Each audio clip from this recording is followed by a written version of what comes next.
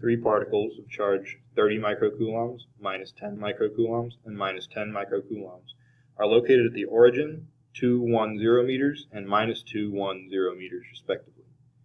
So we're going to create a 10 meter by 10 meter vector field centered on the origin with a step size of 1 meter that represents the net E field created by these three particles in the XY plane where Z equals 1.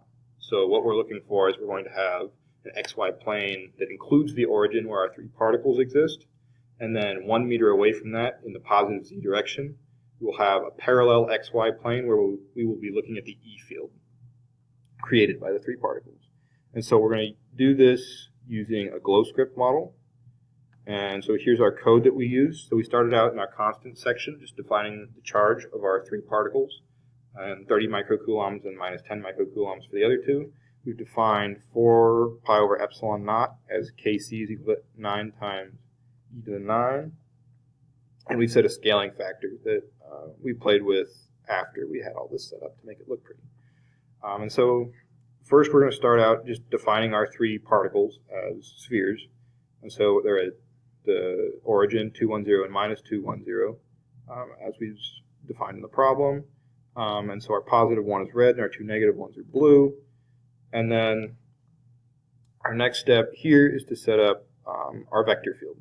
And so we've set up just kind of an array, and within that array for each point, we've defined a vector that goes from each of the particles to that point. And so each of those vectors is then used to calculate the strength of the electric field, and then we sum all these together and we make kind of a net vector that's depicted with this arrow here. And so you can see here on the axis we're summing all of our electric fields and multiplying by our scaling factor so it doesn't look like a mess. And so when we run the program, we get something that looks like this. So you can see here we are offset slightly from the plane that our particles are in. And here near our positive particle, we have a large vector pointing away from it. And you can see here and here and here and here near our negative particles, we have some smaller vectors that are pointing towards our negative particles as they should be.